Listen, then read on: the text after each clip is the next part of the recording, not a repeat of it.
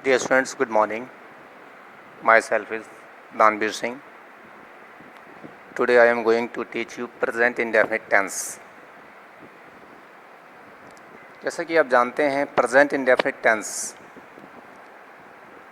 में जो मुख्य क्रिया है हिंदी के सेंटेंस में मेन वर्ब के साथ में ता है, ती है, ते हैं, ता हूँ आदि शब्दों का प्रयोग है।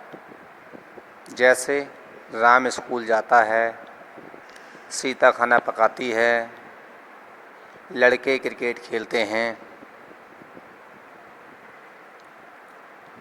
अफर्मेटिव सेंटेंस, इसमें सबसे पहले सेंटेंस सकारात्मक वाक्य। इसका जो सेंटेंस बना है फार्मूला हैं वो इस प्रकार हैं। S subject plus verb first form plus S या ईएस प्लस ऑब्जेक्ट, यानी सब्जेक्ट लगेगा, सब्जेक्ट के बाद वर्ब में एस या ईएस ऐड होगा और उसके बाद तो इसमें स्टूडेंट्स ध्यान रखने की बात यह है कि जो वर्ब की फर्स्ट फॉर्म है उसमें एस या ईएस कहाँ लगेगा, कहाँ नहीं लगेगा, किन वर्ब में लगेगा, किस में नहीं लगेगा। यानी केवल थर्ड पर्सन सिंगुलर सब्जेक्ट के साथ, केवल थर्ड पर्सन का सब्जेक्ट जो होगा सिंगुलर सब्जेक्ट होगा उसी के साथ वर्ब में एस या ईएस लगाएंगे। के साथ एस लगेगा और किन मेन वर्ब के साथ में ईएस लगेगा।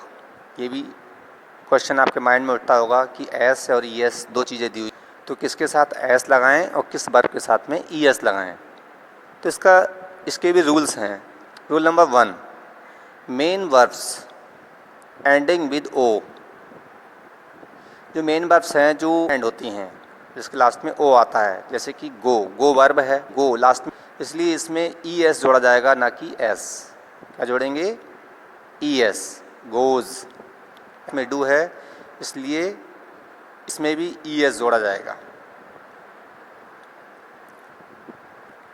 इसी प्रकार से जो रूल नंबर 2 में अब main verbs ending with double S और एस एच केसेस के आई में ई एस जोड़ेगा, प्रोसेस हो जाएगा। ऐसे ही आर यू एस एच रस, इसमें ई एस जोड़ करके रसेस हो जाएगा। आपने देखा कि प्रेजेंट इंडेफिनिट टेंस में जो अफर्मेटिव सेंटेंस होंगे उनके जो सेंटेंस उसमें सिंगुलर सब्जेक्ट जिसमें होंगे, थर्ड पर्सन सब्जेक्ट होंगे, उनके साथ जो वर्ब है वर्ब में एस या ई एस अवश्य लगाते हैं। और जिस प्रकार से इसमें एस ई एस लगा जाता है वो आपको रूल फर्स्ट और रूल सेकेंड में समझाया गया।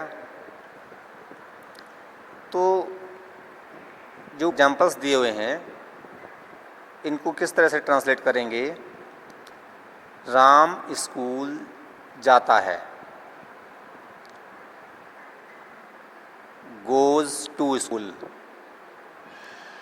राम गोज टू स्कूल, तो राम जाना की इंग्लिश गो में ई एस, गोज।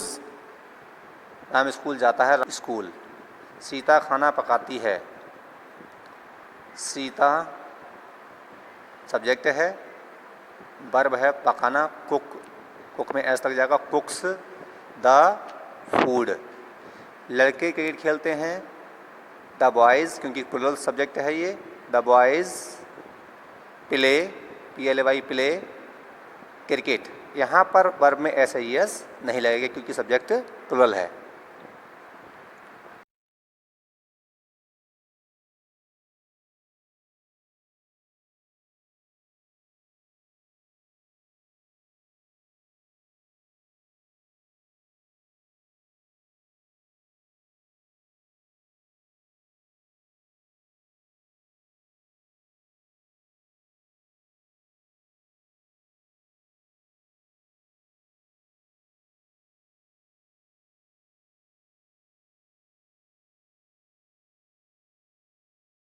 और जो रूल नंबर 3 है, जिन मुख्य क्रियाओं यानी मेन वर्ब्स के लास्ट में एंड में कंसोनेंट प्लस बाई हो, यानी जो कंसोनेंट हो लास्ट में, वॉवेल ना होकर के लास्ट में कंसोनेंट हो और उसके बाद में बाई लगा हो, तो उन वर्ब में जब एस और जोड़ते हैं तो बाई का आई हो जाता है, यानी बाई को आई में चेंज कर देते हैं।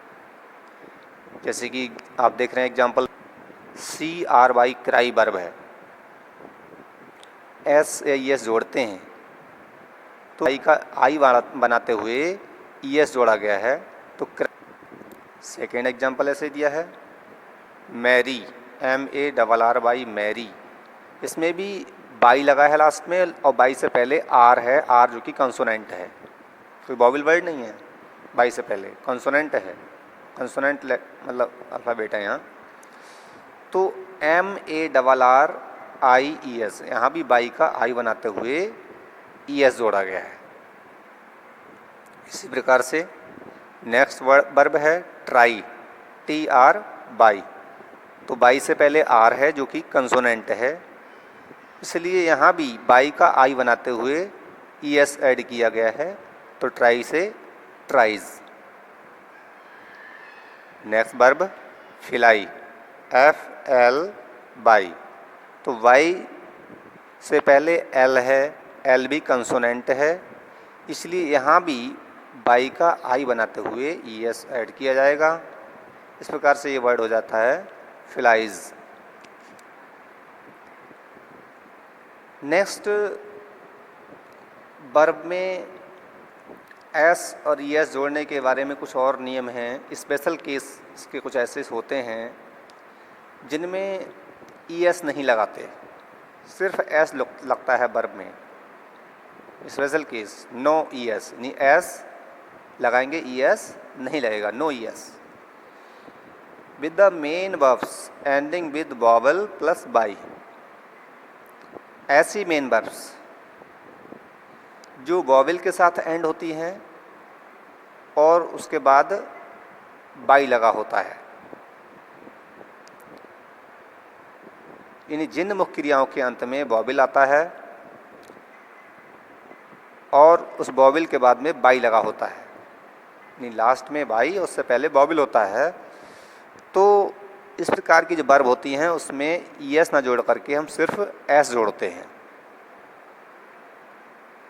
जैसे कि SAY से वर्ब है और हमें इसमें S जोड़ना पड़ता है, सिंगुलर सब्जेक्ट के साथ में वर्ब में S या ES जोड़ने का जो नियम है उसके अकॉर्डिंग, तो SAY यहाँ पर बाई से पहले A है, A क्योंकि वॉवेल है, इसलिए यहाँ पर हम सीधे सीधे S जोड़ते हैं, ES नहीं जोड़ते हैं। नेक्स्ट इसी प्रकार से PLAY प्ले वर्ब है, तो यहाँ पर लास्ट में बाई लगा हुआ है और बाई से जस्ट पहले ए है, ए जो कि वॉवेल होता है, इसलिए वॉवेल लगा होने की वजह से यहाँ पर बाई में सीधे एस जोड़ दिया है, ना कि ES। क्योंकि कई स्टूडेंट्स कंफ्यूज हो जाते हैं कि सर ने बताया था कि लास्ट में बाई होगा तो बाई का आई बनाएंगे, तो ध्यान में आपको आ गया, अंतर समझ में आ गया कि जैसे कि ऊपर एग्जाम्पल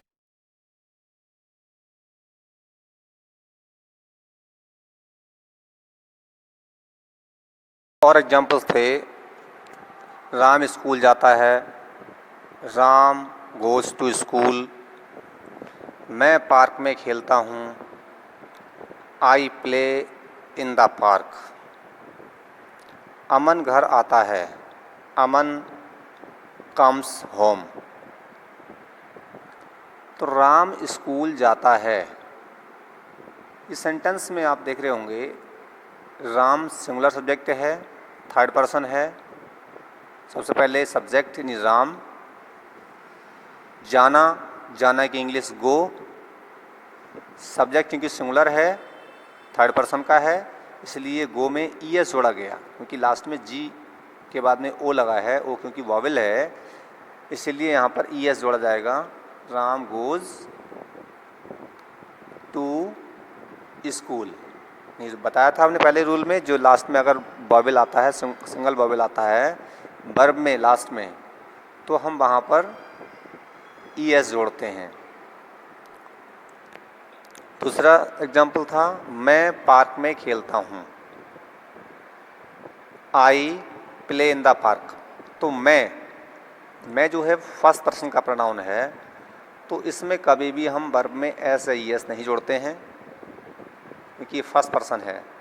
हम थर्ड पर्सन के सिंगुलर सब्जेक्ट के साथ वर्ब में एस या ES जोड़ते हैं। तो मैं पार्क में खेलता हूँ, I play in the park. Aman घर आता है, अमन क्योंकि सिंगुलर सब्जेक्ट है थर्ड पर्सन का, तो अमन कम्स, आने की इंग्लिश कम में एस लगाया गया है, अमन कम्स होम यानी घर। तो सब्जेक्ट अमन हो गया, वर्ब कम हो गया, कम में एस लगा दिया, ऑब्जेक्ट है यहाँ पर होम, अमन कम्स होम। अब आते हैं नेगेटिव सेंटेंस पर, नकारात्मक वाक्य। सब्जेक्ट इनके, इसका जो फार्मूला है इस तरह से क्रिएट किया गया है नेगेटिव सेंटेंस का, subject plus does oblique do plus not plus verb की फर्स्ट फॉर्म प्लस ऑब्जेक्ट।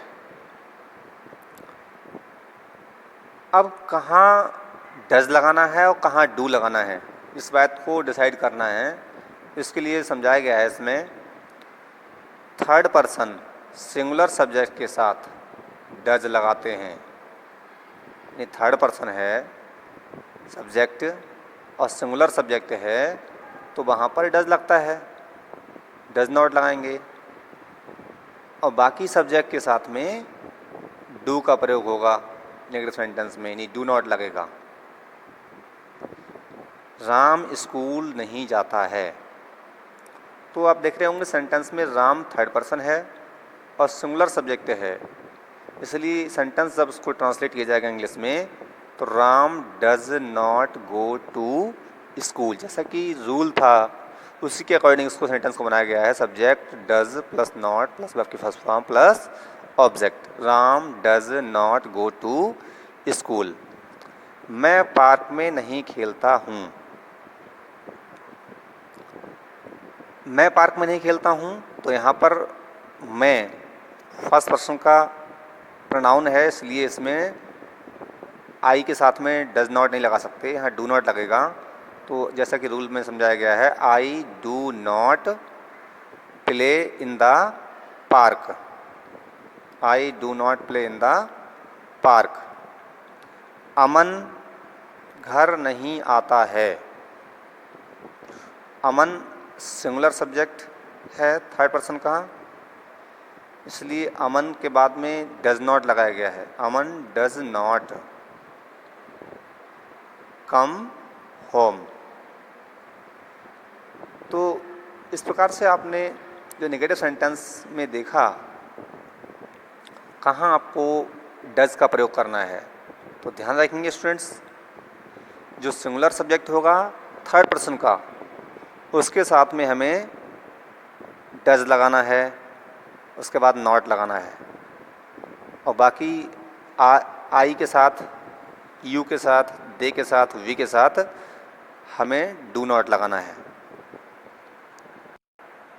अब students, we are going to learn about interrogative sentence. Interrogative sentence में, प्रश्नवाचक वाक्य में दो तरह के प्रश्नवाचक वाक्य होते हैं। There are two types of interrogative sentence. कुछ तो होते हैं WS टाइप, जिसमें क्वेश्चन वर्ड स्टार्टिंग में आया हुआ होता है, और कुछ इंटरोगेटिव सेंटेंस ऐसे होते हैं जिसमें कि हेल्पिंग वर्ब स्टार्टिंग में लगी होती है, डू और डज। प्रेजेंट इंडेफिनिट टेंस में जो हेल्पिंग वर्ब होती है वो डू और डज होती है, तो वो स्टार्टिंग में लगी होती है।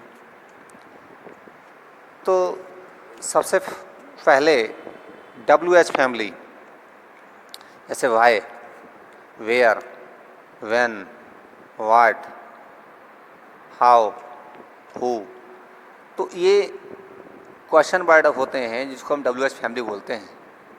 तो इन WH फैमिली, WH वाले जो वर्ड होते हैं, यानी जो इंट्रोगेटिव वर्ड होते हैं, तो उसके बाद में डज और डू लगता है। सबसे पहले वो क्वेश्चन वर्ड ही लगेगा स्टार्टिंग में, उसके बाद डज या डू लगेगा प्लस सब्जेक्ट, उसके बाद अगर नेगेटिव सेंटेंस है तो नॉट लगा देंगे, प्लस बी फर्स्ट यानी वर्ब की फर्स्ट फॉर्म, प्लस ओ यानी ऑब्जेक्ट, लास्ट में ऑब्जेक्ट आता है सेंटेंस के, in the last question mark. Examples दिए हैं। क्या आप खेलते हैं? Do you play? आप क्या खेलते हो? What do you play? दो सेंटेंस यहाँ पर दिए हैं, दोनों में डिफरेंस देखिए। इस प्रकार के स्टूडेंट्स में सेंटेंस में अक्सर स्टूडेंट्स कंफ्यूज होते हैं। क्या आप खेलते हैं, फर्स्ट सेंटेंस में तो स्टार्टिंग में क्या लगा है, तो ये यस नो टाइप प्रश्न मतलब सेंटेंस है, प्रश्न है। इसका आंसर यस और नो में दिया सकता है कि क्या आप खेलते हैं, तो इसका आंसर हो जाएगा यस, या कोई दे सकता है इसका आंसर नो। लेकिन दूसरा जो एग्जांपल है, आप क्या खेलते हो, तो इस सेंटेंस में इसका आंसर यस और नो में नहीं दिया सकता। नहीं, आप क्या खेलते हो तो आप बताओगे मैं क्रिकेट खेलता हूँ, मैं हॉकी खेलता हूँ, यानी किसी न किसी खेल का नाम बताना पड़ेगा। इसका आंसर यस और नो में नहीं आ सकता। इसलिए जो यस नो टाइप के, जैसे पहला है क्या आप खेलते हो, तो इस सेंटेंस में जो इस तरह के प्रश्न होते हैं, क्वेश्चन सेंटेंस होते हैं, तो उसमें डू और डज का यूज़ होता है सबसे पहले स्टार्टिंग में, उसके बाद सब्जेक्ट लगाते हैं, उसके बाद वर्ब, जैसे कि इसमें बनाया गया है डू यू प्ले। और आप क्या खेलते हो, तो बीच में क्या आ गया, तो इस प्रकार के सेंटेंस में हम उस क्या की इंग्लिश लिखते हैं वाट मीन्स क्या, उसके बाद डू लगाएंगे, जो हेल्पिंग वर्ब है उसका यूज़ करेंगे क्योंकि यू के साथ में डू लगता है। तो वाट डू यू प्ले, क्योंकि यू सेकंड पर्सन है, इसलिए सेकंड पर्सन के जो प्रोनाउन होते हैं, फर्स्ट पर्सन के प्रोनाउन जो होते हैं, उनके साथ हम डू का प्रयोग करते हैं, डज का प्रयोग नहीं करते हैं। तो वाट डू यू प्ले। क्या राम स्कूल जाता है? इस सेंटेंस में राम क्योंकि सिंगुलर सब्जेक्ट है थर्ड पर्सन का, तो इसमें सबसे पहले लगाएंगे डज। सबसे पहले क्या आया हुआ है, इसलिए हेल्पिंग वर्ब डज का यूज होगा। Does Ram go to school? Does Ram go to school, जैसे कि रूल में दिया हुआ था, सबसे पहले क्वेश्चन वर्ड लगाते हैं, लेकिन यहाँ पर क्योंकि क्वेश्चन वर्ड नहीं है, क्या लगा हुआ है स्टार्टिंग में, इसलिए does Ram go to school. क्या राम स्कूल नहीं जाता है? अब ये सेंटेंस नेगेटिव है, तो इसलिए इसमें नॉट का यूज भी किया जाएगा, और इंट्रोगेटिव भी है तो डज का यूज भी किया जाएगा। तो does Ram not go to school. क्या मैं पार्क में नहीं खेलता हूँ? डू, अब यहाँ मैं सब्जेक्ट है, इसलिए आई सब्जेक्ट के साथ में डू लगाते हैं, डज का प्रयोग नहीं होता है क्योंकि फर्स्ट पर्सन का प्रोनाउन है। तो do I not play in the park, क्योंकि सेंटेंस नेगेटिव भी है इसलिए आई के साथ नॉट लगाया गया है। Do I not play in the park. क्या अमन घर नहीं आता है? ये सेंटेंस इंटरोगेटिव है, स्टार्टिंग में क्या लगा हुआ है, अमन सिंगुलर सब्जेक्ट है थर्ड पर्सन का, इसलिए डज स्टार्टिंग में लगाना है। Does Aman not come home, क्योंकि सेंटेंस नेगेटिव भी है इसलिए सब्जेक्ट के साथ में नॉट लगता है, उसके बाद वर्ब लगती है। तो does Aman not come home. Ram school कब जाता है? इस सेंटेंस में आप देख रहे होंगे कब, व्हेन, यानी क्वेश्चन वर्ड आ गया है सेंटेंस के बीच में, तो उस कब की इंग्लिश व्हेन सबसे पहले ही लगेगी, क्वेश्चन वर्ड सबसे पहले आता है, WH फैमिली है ये। तो व्हेन डज जो क्वेश्चन वर्ड होता है उसके जस्ट बाद में डज या डू का यूज होता है, लेकिन राम, क्योंकि यहाँ सिंगुलर सब्जेक्ट है थर्ड पर्सन का, इसलिए हमें यहाँ पर डू न लगा करके डज लगाना है, पहले ही बता दिया गया है। तो when does Ram go to school, when does Ram go to school, यानी क्वेश्चन वर्ड व्हेन लगाया गया, उसके बाद डज का यूज़ किया गया, लगाते ही हैं मोस्टली क्वेश्चन वर्ड के बाद में, उसके बाद सब्जेक्ट, सब्जेक्ट के बाद में वर्ब की फर्स्ट फॉर्म लगी है, उसमें ऐसा यस नहीं लगाते हैं क्योंकि जो ऐसा यस है वो डज के साथ इंक्लूड है, इसलिए नहीं लगाते, या ध्यान रखेंगे इस चीज़ को। तो when does Ram go to school, तो इस तरह का कहीं नहीं बताया जाता है, इस तरह से नहीं समझा जाता है, जिसमें बता रहा हूँ यहाँ पर कि जो डू में यस जोड़ दिया गया है इसलिए गो में यस नहीं लगाते। ये मतलब एक मनगढ़ंत यहाँ पर बनाया हुआ है ताकि याद रहेगा कि जो डज है, जिस सेंटेंस में डज लगेगा, याद रखेंगे जहाँ भी हेल्पिंग वर्ब डज यूज हो जाएगी तो उस प्रकार के सेंटेंस में कभी भी हम वर्ब में ऐसा यस नहीं लगाएंगे। तो डज कहाँ लगेगा? मोस्टली इंटरोगेटिव सेंटेंस में लगेगा, नेगेटिव में लगेगा, तो हम उन सेंटेंस में वर्ब के साथ में ऐसा यस नहीं लगाते हैं। जैसे कि यहाँ पर when does Ram go to school, अगर सेंटेंस अफर्मेटिव होता तो उसमें डज नहीं आता, तो हम राम के साथ वर्ब में जो गो है, गो के साथ में हम यस भी लगाते, लेकिन वो कब होता?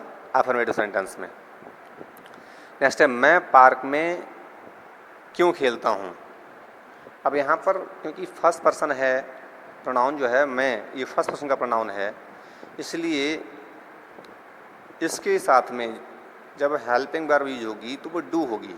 तो वाई मीन्स क्यों, क्योंकि यहाँ क्यों क्वेश्चन वर्ड है, तो WH फैमिली हमने बताया सबसे पहले सेंटेंस में आता है, इसलिए यहाँ भी जो वाई है पहले रखा गया है। Why do I play in the park, तो why do I play in the park, तो आई के साथ में हमेशा डू लगता है क्योंकि आई फर्स्ट पर्सन का प्रोनाउन है। तो why do I play in the park, last में क्वेश्चन मार्क भी लगाते हैं, ध्यान रखेंगे इस चीज़ का इंट्रोगेटिव सेंटेंस में। नेक्स्ट है अमन घर कैसे आता है। कैसे क्वेश्चन वर्ड है, कैसे की इंग्लिश होगी how, HOW, how does Aman come home. अब यहाँ अमन सिंगुलर सब्जेक्ट है थर्ड पर्सन का, इसलिए यहाँ पर डज का यूज़ किया गया है। हाउ